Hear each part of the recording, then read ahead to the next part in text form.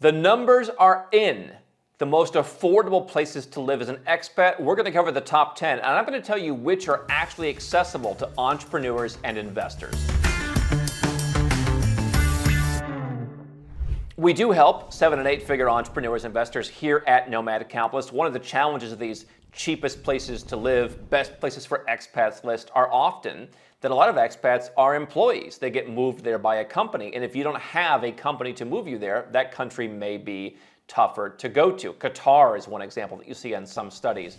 It is not as easy to go to Qatar as an entrepreneur or an investor, but very easy if you get a job working with Qatar Airways, for example. And so if you are someone who is running your own show, where do you go? So here's the headline. Vietnam is the cheapest place, the most affordable country for expats in 2024. We're going to cover that in a moment and go through the entire top 10.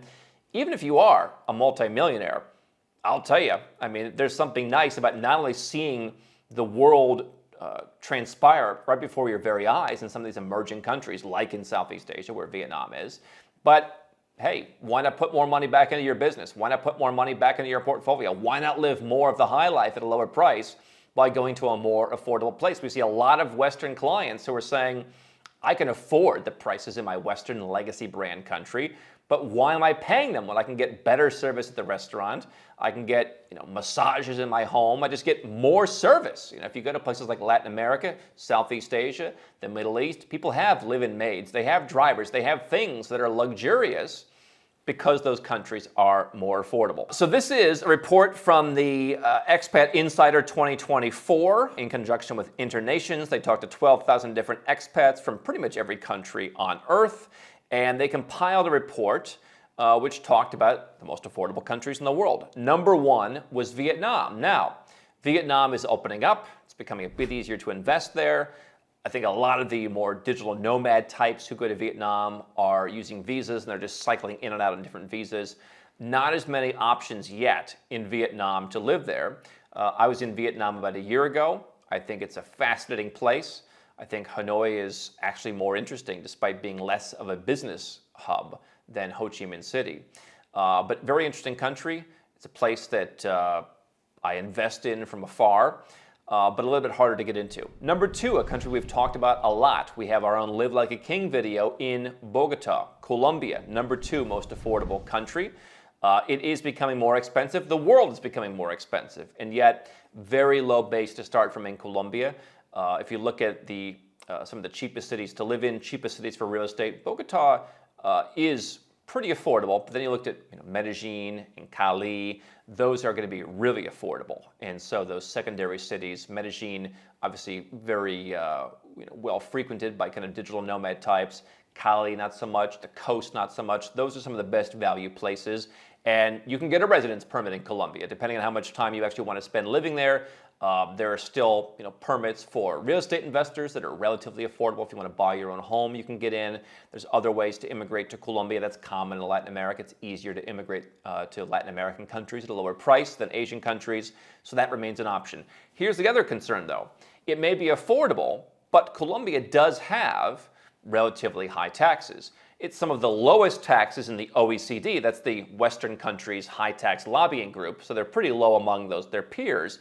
But compared to most of the tax-friendly countries we talk about, it is a bit more of a pain, and it's a lot more expensive. So if you start to earn more money, living full-time in Colombia might not be as affordable for you. Because if you're going to be moving overseas, you might as well at least reduce the amount of tax that you're paying, because we've seen that there's no correlation between how safe you are or the services you get in that country and the taxes that you pay. Number three on the list is Indonesia. They do have more immigration options now, such as the My Second Home program there, where you make a reasonable six-figure investment. There are plenty of other ways to move there. Now, Indonesia has talked about being more tax favorable. People who have certain residence permits do need to be aware of taxation in Indonesia. It is not as friendly as some of the other Southeast Asian countries. And I think a lot of people, again, the kind of digital nomads living in Bali, are just saying, hey, they're not going to get me. I am the goody two-shoes of the offshore business. We encourage you to follow all the laws. There's plenty of places to go if you want to pay zero or low taxes. Indonesia is not one of them. So keep in mind, in these more emerging countries, you can actually, there's more favorable tax laws in terms of there's not as many ways for them to get you into the tax net. So you could theoretically spend 1/3 of your year in Colombia, 1/3 of your year in Indonesia, 1/3 of your year somewhere else, basically my trifecta method, as I've called it for years, and you may be in a good tax situation, more so than you would be if you did that in 3 different Western countries. But if you spend full time in Colombia or Indonesia, it's not going to be as affordable because you should be sucked into the tax net. And just thinking they're not going to get you isn't the approach that I would take. Number 4, tax-friendly Panama. Is one of the most affordable places. Now, Panama uses the dollar, and so even when I first went to Panama a decade or so ago, I found it to be much more expensive than other places. Colombia to me is cheaper in part. They have their own currency. The currency, while it's been relatively stable in recent months, it historically has gone down and down and down versus the dollar, the euro, etc. Panama doesn't have that issue, and so you're not benefiting from a weaker currency. Panama, I would not think, was actually as high ranked as it was in terms of being affordable. But number 4 on the list, tax friendly. And so if you structure yourself properly, you could live there year round and have a very good tax situation. Same tax situation in the number 5 country, in the Philippines. They've rolled out some new residence programs recently. This is one of the more affordable countries in Asia to get a residence. You can get in for $75,000 under a couple of different programs. That's an investment in the Philippines. There's other ways you can get in as well, but for someone who just wants to put some money aside and live there, tax-friendly country, one of the few countries in Asia where you can work your way towards citizenship. But there's a couple of reasons why it may not be advisable. But the Philippines is affordable. You're seeing as some of the Asian currencies have strengthened against the dollar recently, it's become a bit more expensive, but their currency has not been the best performer over the years as well. Number 6, India. To live well in India, it's more expensive than you might think. This is a misconception people have about these very emerging countries like India or certain African countries is, it must be super, super duper cheap. And yes, if you look at some of the smaller Indian cities, they are some of the cheapest places in the world. Actually, Pakistan next door, I think, has the cheapest cities in the world. But if you want to live a good expat life in India, it may cost more than other places because there's such a different levels of life. Number 7, Mexico. The currency is weaker against the US dollar since the presidential election there. I stocked up on some stuff in Mexico when that happened and have been reading some articles recently on why did Mexico get beaten up so badly. This is a buying opportunity. A lot of Americans have moved to Mexico. Places like Mexico City have become more expensive. San Miguel de Allende, Cabo, a lot of people have gone there. Playa del Carmen, Tulum. Obviously, very developed cities in that country. Very affordable. It's a place where you can get citizenship, and a very good citizenship at that. So out of all these places, Colombia, you could get citizenship, but it would be most likely less tax-friendly. Mexico has a very unique tax program where you could be able to live there a good chunk of the year, have a very tax-friendly situation, and work towards naturalization. Now, once you're a citizen, the taxes could change, but great lifestyle, great food, great time zone if you're used to working with North America. Mexico, the number 7th country on the list. Thailand comes in at number 8. Their currency got banged up a little bit over the last couple of years. It's strengthening a bit more now. Asia is a place where they want you to invest money in general to live there. They do have some of these shorter term visas, but if you want longevity in a place like Thailand, you're going to be investing a couple $100,000. But putting some money in the bank, I think their banks are relatively well run. That is number 8. And you've got Bangkok, which is, I think, real estate is kind of topped out there. I think real estate in a number of places in Thailand is topped out. I'm not sure that's so affordable, quite frankly, compared to Kuala Lumpur. Real estate's going to be a lot cheaper there. So if you're buying property, I don't think Thailand is the most affordable place, or one of them in Asia. But for just day-to-day life, they ranked it number 8 in the world. Number 9, Brazil, same issue with the currency, same issue with the tax problems. If you live there, it's going to be a tax issue. But it's a place where you can get citizenship, including in let's call it 2 years all in, if you have a child there, if you give birth there, or if you marry a Brazilian. So that's one of the most favorable countries for citizenship. It's a pretty cheap place. Safety in some areas is not as good. A lot of people go to the south, like Florianopolis, and it's a bit better there. China came in at number 10. That's pretty much people who are working at companies rather than entrepreneurs and investors going to China.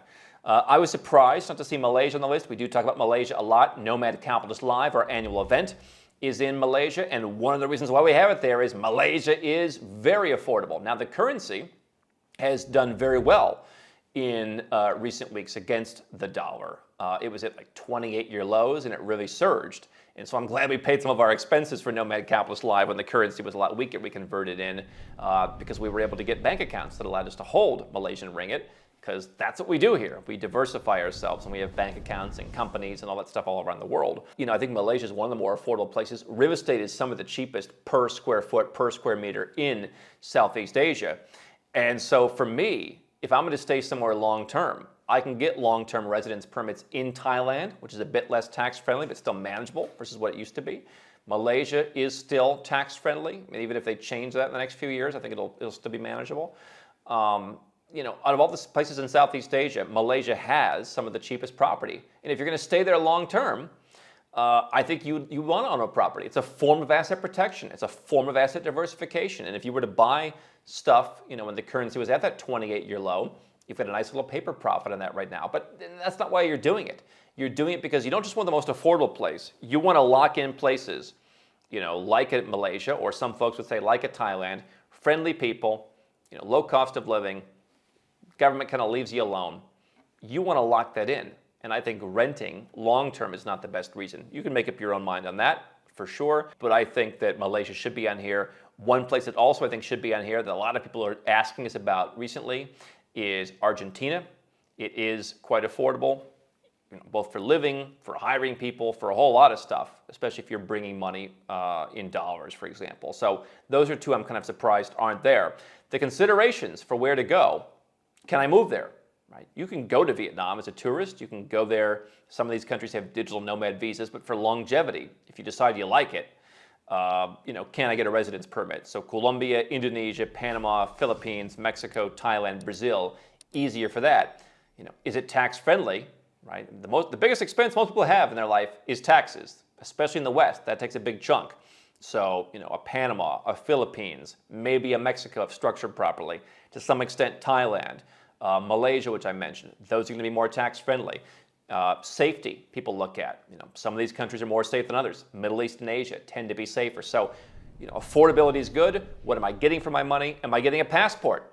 Latin American countries are more likely to give you the passport. European countries, no European countries that are affordable here, they're more likely to give you a passport. So, hey, do I pay a little bit more to live in a place, whether it's in taxes or cost of living, but 3, 5, 7 years down the line, I've got a second citizenship. And if I didn't get that second citizenship by naturalization, I would have to go to a Caribbean citizenship by investment and donate $200,000, for example. And maybe the passport I'm getting is better. So these are all the factors that you want to consider when affordability comes into play, especially if you are a high earner or a high net worth individual. That's what Nomad Capitalist specializes in. We've helped, I think at this point, over 2,000 clients figure out how do you put all these puzzle pieces together. How do you leave your country and go to one of these countries? How do you handle your taxes? How do you handle your banking? How do you handle your corporation, your business, your structure, your employees? All the things you've got to think about, including lots of things you haven't even thought about, the unknown unknowns. Go to nomadcapitalist.com/apply. We'd be happy to work with you and figure out your holistic plan on where you want to move. And even if you're not ready to move yet, these places could be a plan B. You can get a residence permit in Mexico or the Philippines and just kind of keep it in your back pocket. And if one day you're ready for affordability, for lower taxes, maybe for more safety, for whatever you're looking for, you can always execute that. So it's a good idea to have some of these places already in your life before you need them.